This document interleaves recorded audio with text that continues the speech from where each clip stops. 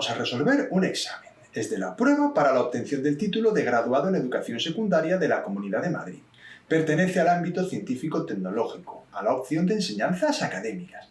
No confundir con la otra opción que hay en esta comunidad, que es la de enseñanzas aplicadas. Esta es un poquito más complicada y está pensada para aquellos que queréis seguir luego estudiando el bachillerato, aunque sea por libre. La segunda convocatoria es la que vamos a trabajar y se hizo en mayo de 2021. Toma lápiz y papel y trabaja tomando apuntes como si estuvieras en una clase presencial. No seas un alumno pasivo como el espectador de una película, sino un alumno activo. Los conceptos que utilizaremos para resolver este examen son los siguientes: operaciones con números reales y notación científica, problema con mínimo común múltiplo, polinomios, factorización y operaciones combinadas, teorema de Pitágoras y trigonometría, estadística, probabilidad, química, la parte de disoluciones, física, la parte de conservación de la energía mecánica, biología, los distintos sistemas del cuerpo humano y por último hay una pregunta de geología que trata sobre astronomía. Y antes de comenzar a resolver este interesantísimo y completo examen, te recuerdo que puedes suscribirte al canal y activar la campanita si deseas seguir recibiendo más contenido de este tipo. Y ya que estamos, te agradecería que le dejaras un like al vídeo, así me animarás a seguir creando más contenido de este tipo. Y antes de comenzar el examen, te dejo aquí los códigos QR de unos vídeos míos en los cuales repasamos juntos algunos de los conceptos fundamentales que salen en este tipo de exámenes. Teoría y ejercicios de estadística resueltos basados en exámenes de graduado, teoría y ejercicios de probabilidad, un interesante vídeo de cómo mejorar tu rendimiento estudiando y un vídeo de porcentajes con teoría y ejercicios. Y por último tengo la lista de reproducción de este examen. Me refiero no de este examen en concreto, sino a la lista de reproducción de los exámenes de matemáticas de la Comunidad de Madrid en la opción Enseñanzas Académicas en ese último código QR. Y ya me he enrollado lo suficiente, así que vamos a meternos a trabajar este interesantísimo examen. El ejercicio dice lo siguiente: calcule el resultado de las siguientes expresiones indicando los pasos intermedios para obtener el resultado final. Asimismo, el resultado final del apartado A expréselo en forma de fracción simplificada y el resultado final del apartado B expréselo en formato científico. Ahí tenemos el primer apartado y el segundo apartado. Y antes de comenzar, vamos a recordar la jerarquía de las operaciones. En primer lugar, siempre se deben operar los paréntesis. A continuación, potencias y radicales. En tercer lugar, haremos las multiplicaciones y las divisiones. Y por último, las sumas y las restas. Y ahora ya, una vez recordado esto, vamos con el apartado A. En primer lugar, voy a operar esa potencia en la cual podéis ver que es una fracción elevada a un exponente negativo. Y por otro lado, ese número decimal lo voy a expresar en forma fraccionaria. Tendría, por lo tanto, la siguiente expresión: 1/2 dividido 3/4, esa parte no la he tocado, y 1/4 elevado a -2 lo voy a expresar como 4 al cuadrado, ya que al ser una fracción con exponente negativo hay que invertir el orden, el denominador pasa a ser el numerador y el numerador el denominador, y el exponente se pone positivo. Por otro lado, 0,2 es un número decimal que expresado de forma fraccionaria podríamos escribirlo como 2 décimos, pero yo he preferido escribirlo de forma simplificada, como 1/5. Mejor, ¿no? Así no se nos complican tanto los números. A continuación, lo que vamos a hacer es ese castillito. Ahí tenéis, 1/2 dividido 3/4. Para hacerlo más fácilmente, os recomiendo hacer lo que he hecho yo aquí, escribirlo en forma de división de la forma que tenéis en pantalla. 1/2 dividido 3/4. No en forma de castillo, sino en forma, digamos, uno a continuación de otro. ¿Por qué? Ahora es mucho más fácil operar esa división, ya que basta con multiplicar el 1 por el 4 y colocarlo en el numerador, y multiplicaremos el 2 por el 3 y lo colocaremos en el denominador. Ahora ya solo nos queda una resta: 4/6 menos 16/5. La vamos a resolver y nos va a quedar el resultado que tenéis en pantalla, que una vez simplificado será -38/15. Podríamos haber hecho una cosa que yo no he hecho, pero que debería haberla hecho, aunque como ya no la he hecho, pues ya no la he hecho.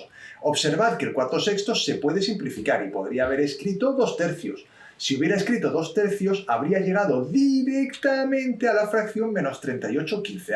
No dejéis de intentarlo vosotros a ver si os sale. Vamos ahora con el apartado B. Como veis, es una operación con números expresados en notación científica. 2,4 por 10 a la menos 4 más 9,8 por 10 a la menos 3 menos 5,1 por 10 a la menos 4.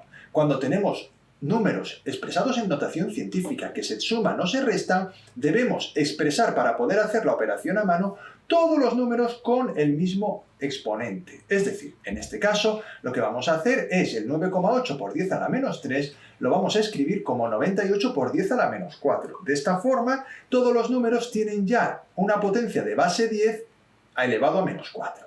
Ahora ya puedo sumar los números que multiplican a la potencia y al hacer la operación, como podéis ver, me queda 95,3 por 10 a la menos 4. Pero todavía no hemos terminado. Los números en notación científica no se pueden expresar de esa forma. Debemos expresarlo como una unidad y luego el resto decimales. Por lo tanto, escribiremos 9,53 por 10 a la menos 3. Y ahora sí, está terminado este primer ejercicio. El ejercicio dice lo siguiente. Apartado A. Laura va a la biblioteca cada 12 días. Sonia cada 15 días y Amanda cada 5 días. Cierto día coinciden. ¿Al cabo de cuántos días volverán a coincidir? Debemos calcular el mínimo común múltiplo de 12, 15 y 5. En primer lugar, descomponemos factorialmente los tres números. 12 al cuadrado es 2 al cuadrado por 3. 15 es 3 por 5 y 5 es igual a 5. Ahí tenemos ya factorizados los números, con lo cual escribiremos el mínimo común múltiplo, que será el producto de los factores comunes y no comunes elevados al mayor exponente. En nuestro caso, 2 al cuadrado por 3 y por 5. Al hacer la operación podéis ver que nos queda 60 días. Entonces podemos contestar que volverán a coincidir al cabo de 60 días. Como podéis ver, en este tipo de ejercicio nos tenemos que dar cuenta que debemos utilizar el mínimo común múltiplo, ya que van a coincidir en un número de días mayor que el mayor de los números. Bueno, mayor o igual. Nunca van a poder coincidir en un número menor. Por eso es imposible que este ejercicio se pueda resolver utilizando el máximo común divisor. En el apartado B nos dicen lo siguiente. Un carpintero dispone de un tablero de 220 centímetros por 140 centímetros y quiere obtener a partir de este otros tableros cuadrados lo más grandes que sea posible y de forma que no sobre madera. Calcule las dimensiones de estos tableros cuadrados y cuántos tableros se obtendrán. Vamos a repartir este tablero en otros tableritos más pequeños, por lo tanto, en este caso es un problema en el cual debemos calcular el máximo común divisor. Calcularemos el máximo común divisor de 220 y de 140. En primer lugar, factorizamos los números, como tenéis en pantalla. 220 es igual a 2 al cuadrado por 5 por 11 y 140 2 al cuadrado por 5 por 7. No dejéis de hacer esto en vuestra libreta, no os conforméis con verlo solo en pantalla, ya que debéis saber factorizar los números para luego poder obtener el mínimo común múltiplo, como en el apartado anterior, o el máximo común divisor, como en este caso. El máximo común divisor es el conjunto de factores multiplicados teniendo en cuenta que debemos coger solo los factores comunes y elevados al menor de sus exponentes. En este caso, el máximo común divisor será 2 al cuadrado por 5, es decir, 20 centímetros. Podremos contestar, los tableros deben tener dimensiones de 20 centímetros por 20 centímetros. Del lado de 220 centímetros podéis comprobar que se obtienen 11 tableros. Por otro lado, del lado de 140 centímetros se obtiene 140 entre 20, 7 divisiones para los tableros. De manera que en total vamos a obtener 77 tableros, ya que debemos multiplicar el número de divisiones que hacemos en la parte de 220 centímetros por el número de divisiones que hacemos en la parte de 140 centímetros. Ahora sí, contestamos la pregunta. Se obtienen en total 77 tableros. Y antes de continuar con el siguiente ejercicio, os voy a mostrar un esquema de cómo quedaría ese tablero partido en otros tableros. Vamos a verlo. Aquí tenéis cómo quedaría. Ese es el tablero de 220 centímetros de largo por 140 de alto. Y ahí están los tablones cuadrados de 20 centímetros por 20 centímetros. Os animo a contarlos, veréis que hay 77. El ejercicio dice lo siguiente. Apartado A. Realice la descomposición factorial del siguiente polinomio. Nos dan el polinomio p de x igual a menos 2x cuadrado más 8x menos 8. En primer lugar, puesto que todos los números son pares, extraigo factor común el menos 2, quedándome p de x igual a menos 2 por x al cuadrado menos 4x más 4. Se observa que el término polinómico es un producto notable del tipo que tenéis en pantalla, a menos b al cuadrado igual a cuadrado menos 2 por a por b más b cuadrado. Esto tenéis que saberlo. De manera que el polinomio quedará factorizado de la siguiente manera: p de x igual a menos 2 por x menos 2 al cuadrado.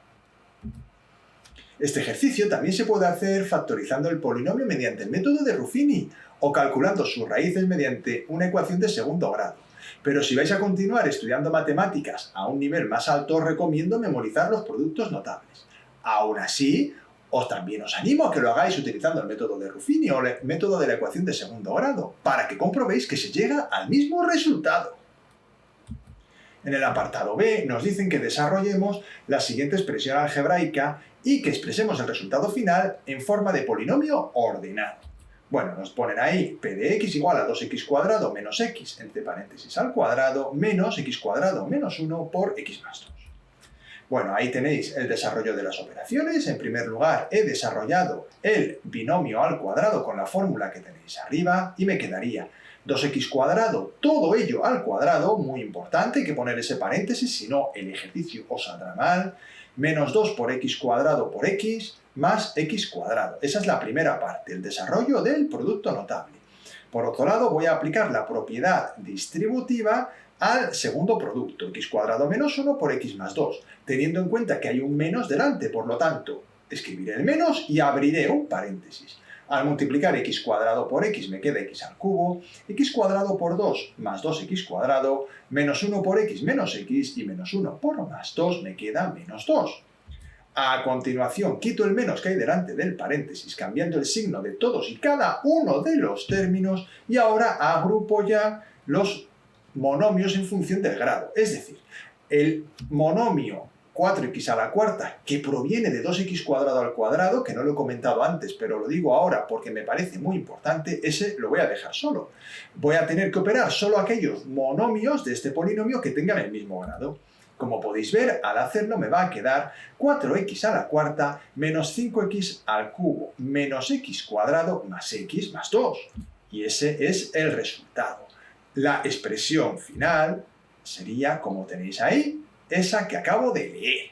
Muy importante, hacedlo esto en vuestra libreta y aseguraos que sabéis hacerlo. Verme a mí no es suficiente, os lo puedo garantizar. Si no, pues en vez de tener 1000 visitas, tendría 100 millones de visitas. Porque si solo con verme la gente aprendiera, no funciona así. Tenéis que coger lápiz y papel y trabajar. No digáis que no os lo he dicho.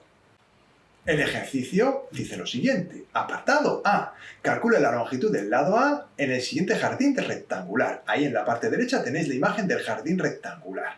Como podéis ver, como me piden la longitud del lado A, voy a tener que utilizar el teorema de Pitágoras, ya que ahí hay un triángulo rectángulo como ese que acabo de dibujar yo. En este caso nos piden un cateto. Aplico el teorema de Pitágoras, que dice que hipotenusa al cuadrado es igual a cateto 1 al cuadrado más cateto 2 al cuadrado. Cuando me piden un cateto, lo despejo y me queda cateto 1 al cuadrado igual a hipotenusa al cuadrado menos cateto 2 al cuadrado. En este caso, quedaría a mayúscula al cuadrado igual a 10 al cuadrado menos 6 al cuadrado, 100 menos 36 igual a 64. Obtengo a haciendo la raíz cuadrada y obtengo lo que ya quería, el valor de a. Es 8 metros. En el apartado B nos dicen lo siguiente. Sabiendo que el coseno de un ángulo de 64 grados tiene un valor aproximadamente igual a 0,44, obtenga la distancia del punto B al barco. Ahí en la parte derecha tenéis la imagen. Vamos a aplicar la definición de coseno, porque cuando trabajamos con ángulos tenemos que recurrir a la trigonometría. Ya no es suficiente con dominar el teorema de Pitágoras.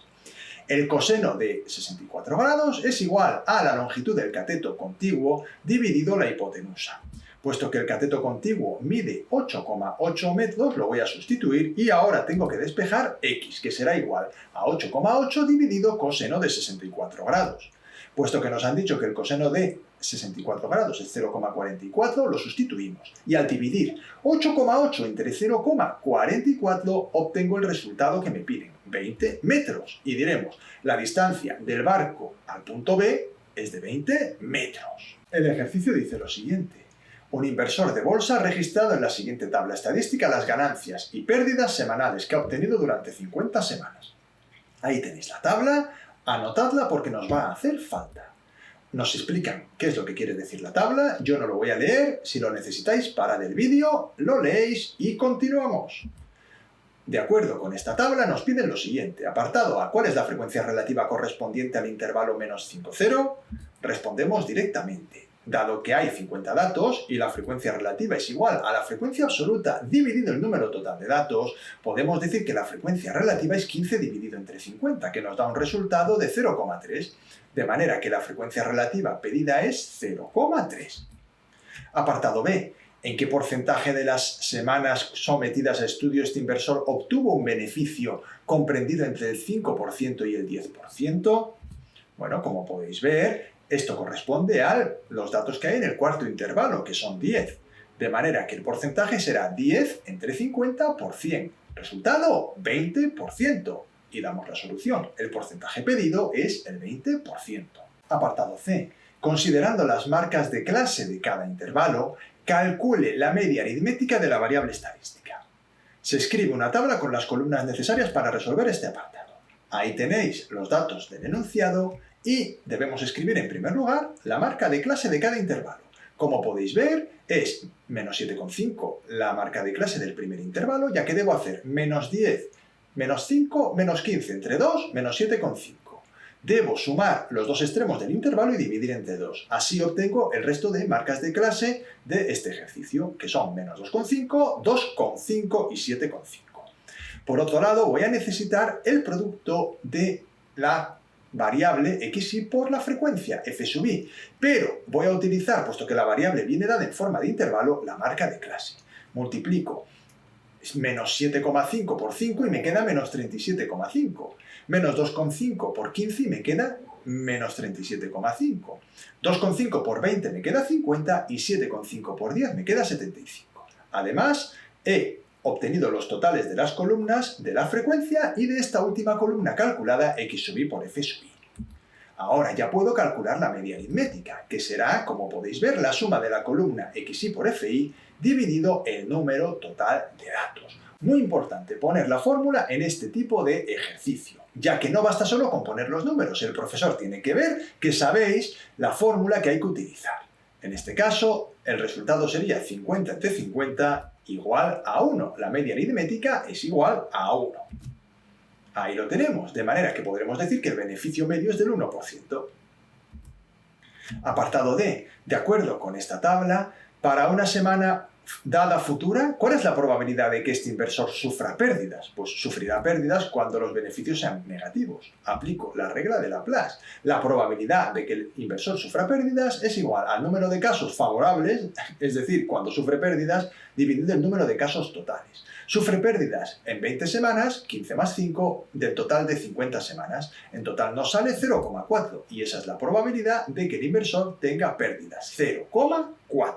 El ejercicio dice lo siguiente. Se introducen en una urna 9 bolas de color azul y una bola roja y se plantea el siguiente experimento. En primer lugar se extrae una bola al azar, se apunta el color y se devuelve la bola a la urna. En segundo lugar, se extrae una segunda bola al azar de la misma urna y se apunta de nuevo el color. Considerando este experimento aleatorio, calcule. Apartado A, la probabilidad de extraer 2 bolas azules. Apartado B, la probabilidad de extraer al menos una bola azul. Apartado C, la probabilidad de que la primera bola extraída sea roja. Apartado D, la probabilidad de extraer 2 bolas del mismo color. Vamos a resolver este interesantísimo ejercicio de probabilidad. Para ello, lo primero que voy a hacer es representar el espacio muestral y las probabilidades mediante un diagrama de árbol. Técnica muy interesante en este tipo de ejercicios. Como podéis ver, la probabilidad de extraer una bola azul en el primer intento es 9 décimos y una bola roja 1 décimo. Puesto que las bolas se devuelven, las probabilidades no cambian. Es decir, En todo momento, cuando hacemos la segunda extracción, la probabilidad de extraer una bola azul es 9 décimos y la de extraer una bola roja es 1 décimo, tal como queda patente en el árbol que acabo de poner en pantalla. Muy importante saber hacer este tipo de diagramas. Te recuerdo que tengo un curso sobre probabilidad, donde si no tienes clara esta parte, te puede venir muy bien mirarlo en mi canal. Vamos ahora a contestar las preguntas. La probabilidad de extraer 2 bolas azules la vamos a calcular aplicando el principio de multiplicación. Será 9 décimos por 9 décimos, en total 0,81. Ahí ponemos el resultado. Continuamos ahora con el apartado B. La probabilidad de extraer al menos una bola azul. Se aplica a la probabilidad del suceso contrario. La probabilidad de extraer al menos una bola azul es justo igual a 1 menos la probabilidad de extraer 2 bolas rojas, porque extraer al menos una bola azul es un suceso contrario de extraer 2 bolas rojas. De manera que podré escribir 1 menos 1 décimo por 1 décimo y me quedará 0,99. En el apartado C nos piden la probabilidad de que la primera bola extraída sea roja. Podemos obtenerla directamente. Es 1 décimo, es decir, 0,1. Apartado D. La probabilidad de extraer 2 bolas del mismo color, es decir, extraer 2 bolas azules o 2 bolas rojas. En este caso sería 9 décimos por 9 décimos más 1 décimo por 1 décimo, igual a 0,82. Ese sería el resultado del apartado D. El ejercicio dice lo siguiente. En una disolución acuosa hay 2 gramos de lactosa por cada 250 mililitros de disolución. La densidad de la misma es de 1,023 gramos por centímetro cúbico. Calcule, apartado A, el tanto por ciento en masa de la disolución. Vamos a resolver primero este apartado y luego iremos con el B. Se calcula la masa de disolución a partir de la densidad y del volumen. Debemos saber que la densidad es igual a la masa partido el volumen. Despejando la masa nos quedará masa igual a densidad multiplicado por el volumen, 1,023 gramos por centímetro cúbico por 250 centímetros cúbicos, ya que mililitro y centímetro cúbico es lo mismo, me va a dar un resultado de 255,75 gramos de disolución. Una vez disponemos de este dato, vamos a calcular el porcentaje en masa a partir de su definición, que es la que tenéis en pantalla. El porcentaje en masa es igual a la masa de soluto partido a la masa de disolución por 100. Sustituimos los datos, 2 gramos de lactosa en la masa de soluto y 255,75 en la masa de disolución. Multiplicamos por 100 y nos queda un resultado de 0,78%, que es lo que nos piden en este apartado A. En el apartado B nos piden la concentración en masa expresada en gramos por litro de disolución. Puesto que disponemos todos los datos, los vamos a sustituir en la fórmula. La concentración en masa es la masa de soluto partido el volumen de disolución, expresadas la masa en gramos y el volumen de disolución en litros. Obtendremos 2 entre 0,250 igual a 8 gramos partido litro, y ese es el resultado de este apartado B. Si quieres aprender algo más sobre disoluciones, te dejo el código QR de mi vídeo sobre disoluciones. Es un repaso muy completo y te lo recomiendo si quieres aprender más de estos temas. Apartado A. Si la esfera del dibujo tiene 50 gramos de masa, determina la energía mecánica, la potencial y la cinética de la misma en los puntos A, B y C. Indique todos los cálculos que realice y traslade los resultados en la tabla que aparece en el ejercicio. Dato. Considere la aceleración de la gravedad g igual a 10 metros por segundo cuadrado. Apartado B. ¿Qué principio de la física se cumple en este problema? Vamos a resolver el ejercicio. En el punto A vamos a calcular la energía cinética, que es igual a 0 julios porque el objeto parte del reposo. Y ya sabéis que cuando un objeto está quieto, su energía cinética vale 0. Por otro lado, la energía potencial en el punto A será igual a la energía mecánica en el punto A. Ambas serán igual a la masa por la gravedad por la altura. En este caso, haremos la operación correspondiente tomando los datos del problema. Tened en cuenta que 50 gramos de masa son 0,05 kilogramos. Debemos cambiar las unidades. La gravedad nos han dicho que es 10 y la altura son 3 metros. Por lo tanto, podemos decir que la energía potencial del objeto en A es 1,5 julios. Y como el objeto no tiene energía cinética y la energía mecánica es la suma de la potencial y la cinética, podemos también decir que la energía mecánica del cuerpo en A es 1,5 julios. Vamos al punto B, cuando está a 2 metros de altura. En este caso debemos tener en cuenta que la energía mecánica se conserva, es decir, la energía mecánica en B también vale 1,5 julios. La energía potencial la calculamos con la misma fórmula que hemos empleado antes, masa por gravedad por altura, solo que ahora la altura son 2 metros. Por lo tanto, la energía potencial al operar podemos ver que es 1 julio.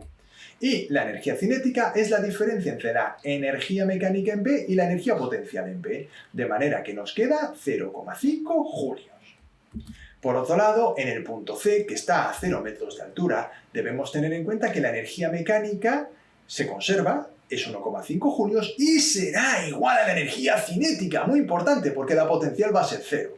De manera que la energía mecánica en C y la energía cinética en C será también 1,5 julios. En cambio, la energía mecánica será 0 julios, ya que al estar a 0 metros de altura, lógicamente pues no va a tener energía potencial. Y como he dicho antes, la energía cinética en C es 1,5 julios. Ya tenemos todos los datos necesarios para rellenar la tabla que nos dan en el examen, que es esa que tenéis en pantalla. Voy completando todos los datos que hemos ido obteniendo. Simplemente podéis comprobar cómo los voy transcribiendo uno a uno a la tabla. Tampoco los voy a leer porque pienso que vosotros ya sois muy listos y sabéis leer. Y el que no sepa leer, que aprenda. Y si no, pues claro, es así. No queda otro remedio que coger e ir transcribiéndolos. Bueno, el caso, ya los tenemos transcritos. Comprobad que lo habéis hecho bien, por favor. Y vamos a contestar ahora el apartado B. ¿Qué principio de la física se cumple en este problema? Pues lógicamente el principio de conservación de la energía mecánica, un principio muy famoso y en el que nos hemos basado para decir que la energía mecánica en A era igual que la energía mecánica en B y igual que la energía mecánica en C. El ejercicio dice lo siguiente: identifique el concepto o término que corresponde a cada definición. Bueno, como suelo hacer en este tipo de ejercicios de teoría de la biología, lo que hago es poner la respuesta y ya está. Yo no me puedo poner a explicar cómo funciona cada aparato del cuerpo humano. Simplemente eso os lo tenéis que ir estudiando. Esto os lo pongo para que tengáis la solución. La primera respuesta es alveolos, la tráquea, absorción, aparato excretor, tubo digestivo, arteria, inspiración, riñones, glóbulo blanco y por último aurículas. Lógicamente todas estas cosas son de biología y os las tenéis que estudiar. No tiene mayor explicación, no es como un ejercicio de matemáticas, de física o de química. Continuamos. Toca ahora otro ejercicio, en este caso de geología. De nuevo, y al igual que en este tipo de ejercicios suelo hacer, y como he comentado antes, voy a poner simplemente las soluciones, ya que no hay una explicación mayor, es conocer la definición y os la tenéis que estudiar, chicos. No queda otro remedio. Yo pongo esto para que os sirva a vosotros para poder estudiar, porque si os cogéis este vídeo y todos los que he ido haciendo anteriormente, vais a poder haceros un resumen de teoría bastante interesante. El primer concepto es traslación, el segundo solsticio de verano, el tercero eje terrestre, el cuarto eclipse de sol y por último solsticio de invierno. Y hasta aquí ha llegado el vídeo de hoy. Espero que os haya ayudado a resolver las dudas que pudierais tener. Ya sabéis que si queréis seguir recibiendo más vídeos como este, podéis suscribiros al canal y activar la campanita. Y os agradecería que le dejarais un like al vídeo. Me anima a seguir creando más contenido de este tipo. Y me despido. Muchas gracias por vuestra atención y nos vemos en el siguiente vídeo.